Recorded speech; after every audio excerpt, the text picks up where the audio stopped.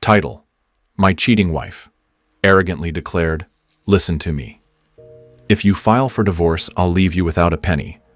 You'll have to pay not only for the divorce itself, but also alimony to me and child support. You'll also lose custody rights over the children, so I'll continue having fun with my lover." I snapped back, "Do you really think I'll tolerate and support you in such a lifestyle?" She laughed, "You have no other choice." Chapter 1: The Ultimatum. The kitchen light flickered once, casting a strange shadow across her face, the kind of shadow that made her smirk look even colder. "Listen to me," she said, her voice slicing through the air like glass. "If you file for divorce, I'll leave you without a penny. You'll have to pay not only for the divorce but also alimony to me and child support, and you'll lose custody rights over the children. So..." She leaned back, folding her arms like a queen on her throne. "I'll continue having fun with my lover." I stared at her, my fingers tightening around the mug in my hand. She thought she was untouchable, that the law, the kids, the money, everything was in her control. "Do you really think I'll tolerate and support you in such a lifestyle?" I asked, my voice low, steady but simmering. Her laugh was sharp, almost triumphant. "You have no other choice." In that moment, I didn't answer. Not because I agreed, but because I realized something. She wasn't just arrogant. She was confident because she thought she'd covered every possible angle. And that meant she hadn't even considered the one I was about to take. Chapter 2: How She Built Her Throne. When we first met, I didn't see the arrogance. Back then she was charming. The kind of woman who could make a crowded room feel like it revolved around her. I fell hard, believing the laughs, the late-night talks, the way she'd rest her head on my shoulder when life got heavy. We built a life together. 2 kids, a house that always smelled like fresh coffee, and a shared dream that someday we'd take the kids on a trip across Europe. I worked long hours to make that dream possible. She stayed home at first, then picked up part-time work. Nothing serious, just enough to give her some independence, she said. Somewhere along the way, her independence turned into secrecy. She began dressing up more for work meetings than for dinners with me. She'd step outside to take calls, lowering her voice until it was almost a whisper. The kids learned to stop asking where Mom was when she wasn't home. And I told myself it was stress, or maybe she just needed space, because the alternative, that she was betraying me, was too ugly to face. The breaking point came the day she found out a friend's husband had lost custody in a divorce. She became smug, like she'd just learned a cheat code. From then on, she stopped hiding her disdain. She'd make comments about real men providing without asking questions. She'd roll her eyes if I asked about her schedule. And whenever I hinted at trouble in our marriage, she'd remind me, almost casually, of how badly a divorce would ruin me. By the time she sat across from me in the kitchen and declared her little speech, she wasn't warning me. She was gloating. And that was the last mistake she'd make without me making her pay for it. Chapter 3: Turning the Tables. I didn't shout. I didn't even argue. I just leaned back in my chair looking at her with the same detached calm I used to wear when negotiating million-dollar contracts. "All right," I said, like a man conceding a chess match. "If that's how you see it." That was the moment she thought she'd won. Her lips curled into a satisfied smile, and she went back to scrolling through her phone as if the conversation was over. But it wasn't. It was the beginning. That night, while she was in the shower, I took a slow walk through the house, the one I paid for, the one she thought she'd automatically keep. I started making a mental list. Every receipt, every document, every little detail she had overlooked because she was so sure of her power. I remembered the joint account she used for her fun money and the credit cards under her name. Cards I paid off every month. I remembered that she'd been boasting to her friends about a secret investment account her lover had helped her set up, but the fool had done it using our marital funds. And I remembered one more thing. My uncle, the family lawyer, who had quietly told me years ago, "If things ever go south, come to me before you go to anyone else." By midnight, My plan was taking shape. I would gather evidence. I would trace every transaction. I would prove she had not only been cheating, but also misusing marital assets to fund her lifestyle. And when I filed for divorce, it wouldn't be me paying alimony. It would be her wondering how the hell she lost everything she thought she owned.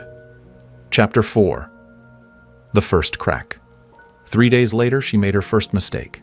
I had been acting exactly the same, polite, distant, and busy. If she noticed I was spending more time in the study, she didn't care enough to ask. Her lover was keeping her occupied, and her arrogance had her blind.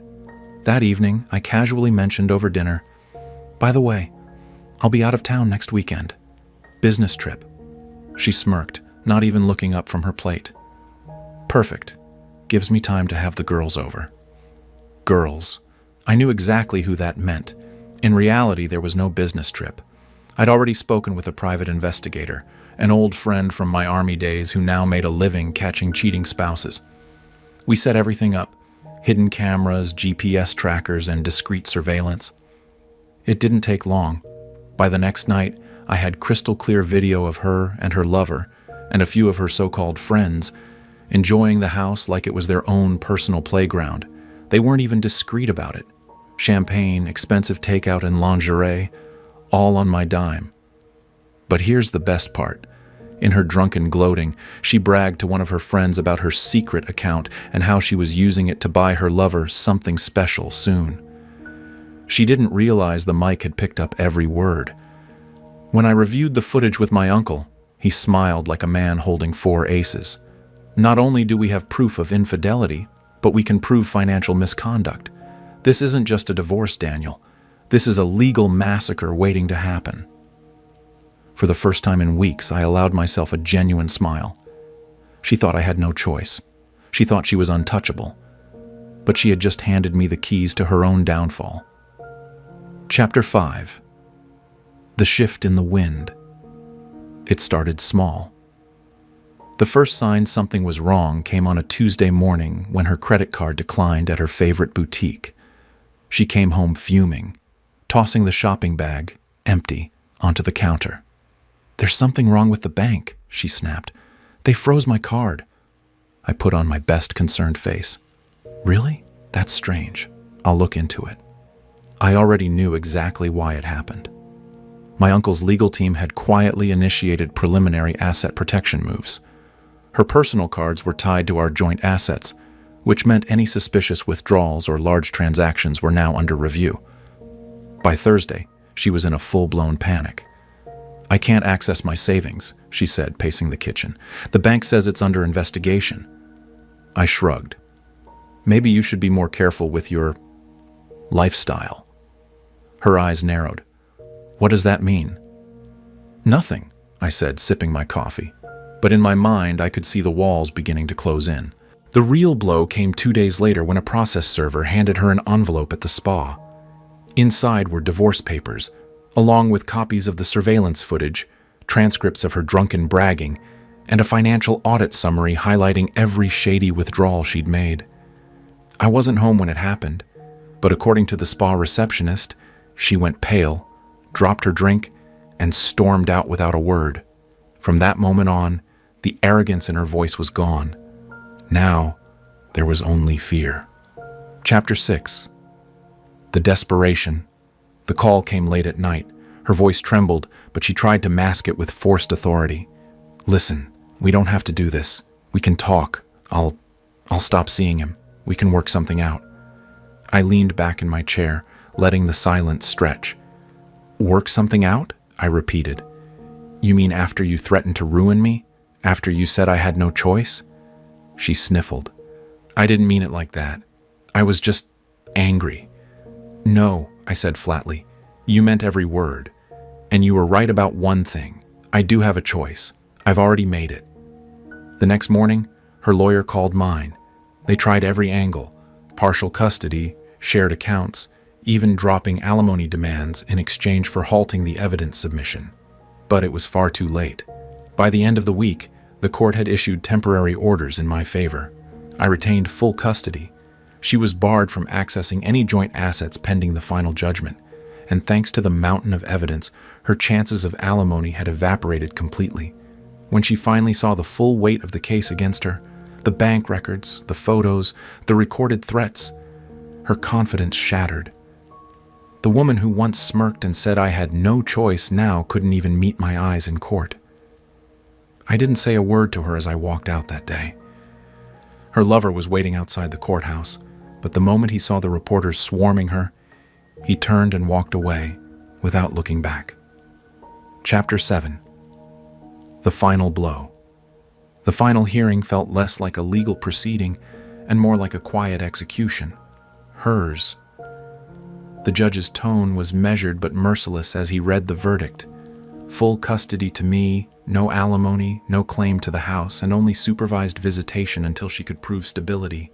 Every threat she had thrown at me in arrogance had turned into a boomerang, slicing back at her with brutal precision. She sat there frozen, her lawyer whispering frantically in her ear, but the words seemed to slide past her like water over glass. She kept staring straight ahead, not at me, not at the judge, just blank. Outside the courthouse, reporters swarmed her.